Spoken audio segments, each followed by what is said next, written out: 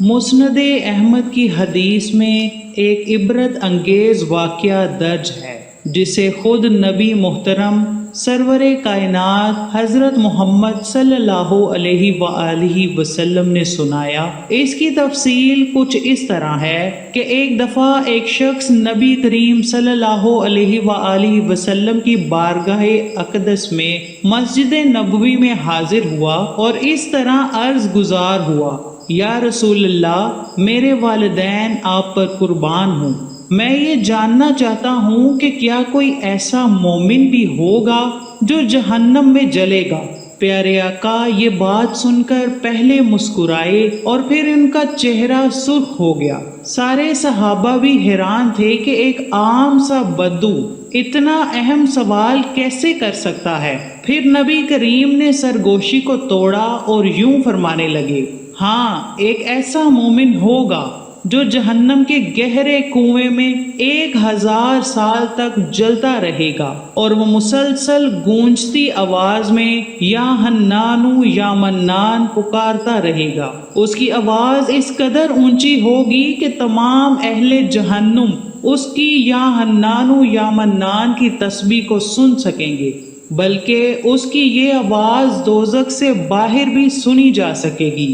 جب وہ 1000 سال جہنم میں جلتے رہنے اور یہ تسبیح کرتے ہوئے پورا کرے گا تو ایک دن اس کی یا حنان یا منان کی آواز حضرت جبرائیل علیہ السلام جہنم سے گزرتے ہوئے سن لیں گے۔ جناب جبرائیل علیہ السلام یہ جہنم کی گہرائی سے آتی آواز سن کر رک جائیں گے۔ حضرت جبرائیل اللہ کے عرش کے سامنے حاضر ہوں گے اور سر سجدے میں رکھ کر خدا کی تسبیح بیان کریں گے۔ اللہ فرمائے گا: اے جبرائیل سر اٹھاؤ۔ جیسے ہی حضرت جبرائیل سر اٹھائیں گے تو اللہ فرمائے گا کہ بتاؤ جبرائیل، کیا عجب دیکھا آج تم نے؟ حضرت جبرائیل عرض کریں گے: اے ہمارے رب، میں نے جہنم سے آتی ہوئی ایک آواز سنی ہے جو کہ گہرے گڑھے سے لگ رہی تھی، کوئی پکار رہا تھا یا حنان یا منان۔ اللہ فرمائے گا: اے جبرائیل، میں یہ آواز عرصے سے سن رہا ہوں، اب جاؤ جہنم کے فرشتے مالک سے کہو کہ اس بندے کو نکال کر تمہارے حوالے کر دے اور تم اسے میرے سامنے لے آؤ۔ حضرت جبرائیل علیہ السلام جہنم کے دروازے پر تشریف لے گئے۔ حضرت جبرائیل علیہ السلام جہنم کے دروازے پر تشریف لے جائیں گے۔ جہنم کے فرشتے مالک سے کہیں گے کہ خدا کا حکم ہے، یہ جو شخص یا حنان یا منان پکار رہا ہے اس کو نکال کر میرے حوالے کر دو۔ حضرت جبرائیل علیہ السلام کی زبانی خدا کا حکم سن کر وہ جہنم میں جائے گا، پھر تھوڑی دیر کے بعد وہ دوزخ سے باہر آ جائے گا۔ دروغہ مالک جہنم میں یا حنان یا منان کی پکار بلند کرنے والے بندے کو پہچان نہیں پائیں گے۔ پھر وہ باہر آ کر جبرائیل علیہ السلام سے عرض کریں گے: اے حضرت جبرائیل، جہنم میں گرمی اپنے عروج پر ہے، دوزخ میں کسی بھی انسان، پتھر اور لوہے کی کوئی پہچان نہیں ہو رہی۔ اس کے بعد حضرت جبرائیل علیہ السلام پھر اللہ تعالیٰ کی بارگاہ میں سجدہ کریں گے۔ پھر خدا ارشاد فرمائے گا: اے جبرائیل، تم یا حنان یا منان پکارنے والے بندے کو کیوں نہیں لے کر آئے؟ حضرت جبرائیل اللہ تعالیٰ سے عرض کریں گے: یا اللہ، جہنم کے فرشتے مالک نے بھی معذرت کر لی ہے، وہ کہتا ہے کہ دوزخ کی تپش عروج پر ہے، دوزخ کی گہری سانس کی وجہ سے دوزخ میں کسی بھی انسان، لوہے یا پتھر میں کوئی پہچان نہیں ہو رہی، یہ سب جل کر راکھ بن چکے ہیں، کوئی بھی چیز پہچانی نہیں جا رہی۔ اللہ تعالیٰ حکم دے گا کہ اے جبرائیل، جاؤ اس کے پاس، اس کو کہو کہ میرا بندہ جہنم کے فلاں گھڑے میں پڑا ہوا ہے۔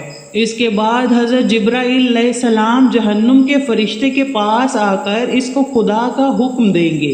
دوزخ کے فرشتے کو یا حنان یا منان پکارنے والے کا پتہ چل جائے گا۔ پھر جہنم کا فرشتہ دوزخ کے اس گڑھے میں جائے گا جہاں وہ یا حنان یا منان پکارنے والا بندہ پڑا ہوگا۔ مالک کیا دیکھے گا کہ اس بندے کے ہاتھ گردن کے ساتھ بندھے ہوں گے، جہنم کے سانپ اور بچھو اس کے ساتھ ہی بیٹھے ہوں گے، جہنم کا فرشتہ اس کی زنجیریں کھول رہا ہوگا، وہ اس بندے کو باہر لا کر حضرت جبرائیل کے حوالے کر دے گا۔ اس کے بعد حضرت جبرائیل علیہ السلام اس بندے کو لے کر اللہ تعالیٰ کی بارگاہ میں پیش ہو کر سر سجدے میں رکھیں گے۔ خدا کی طرف سے حکم ہوگا کہ جبرائیل سر سجدے سے اٹھاؤ، پھر جبرائیل علیہ السلام سر سجدے سے اٹھائیں گے۔ پھر خدا اس بندے سے فرمائے گا کہ اے میرے بندے، کیا میں نے تم کو نیکی کا کام کرنے کی توفیق نہیں دی تھی؟ تیرے پاس میرے نبی، پیغمبر اور رسول نہیں آئے تھے؟ کیا میرے نیک بندوں نے تجھ کو نیک کام کرنے کا حکم نہیں دیا تھا؟ کیا تم کو برے کاموں سے منع نہیں رہنے کا حکم دیا تھا؟ وہ شخص عرض کرے گا، یا میرے رب، تو نے میری بہترین تخلیق کی، تو نے میرے پاس رسولوں کو بھی بھیجا، ان رسولوں نے تیرے احکامات بھی مجھے سنائے۔ پھر خدا فرمائے گا، اے بندے، تم نے فلاں فلاں گناہ کیوں کیے تھے؟ وہ یہ بات کہے گا کہ یا میرے رب، مجھ سے غلطی ہو گئی ہے، مجھے جہنم میں بھی ڈالا گیا، لیکن میری امید نہیں ٹوٹی۔ یا اللہ، مجھے تیری رحمت کی امید تھی، اس لیے میں ہر وقت یا حنان یا منان پکارتا رہتا تھا۔ وہ بندہ عرض کرے گا، یا میرے رب، تو نے مجھے اپنے رحم و کرم اور فضل سے دوزخ سے باہر نکال دیا ہے، اور اب اپنے رحم سے مجھے دوبارہ جہنم میں نہ جانے دینا۔ یا میرے خدا، مجھ پر رحم کر دینا۔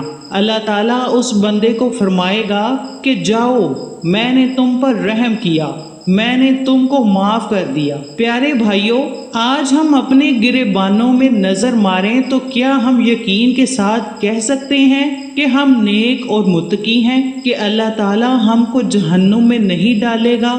ہزاروں سالوں کی عبادتیں بھی رد ہو جاتی ہیں، ہم بس اللہ تعالیٰ سے یہ دعا کرتے ہیں کہ یا خدا، ہم جانتے ہیں کہ اگر ہمارے اعمال کا سخت حساب لیا گیا تو یقیناً ہماری بخشش نہیں ہوگی۔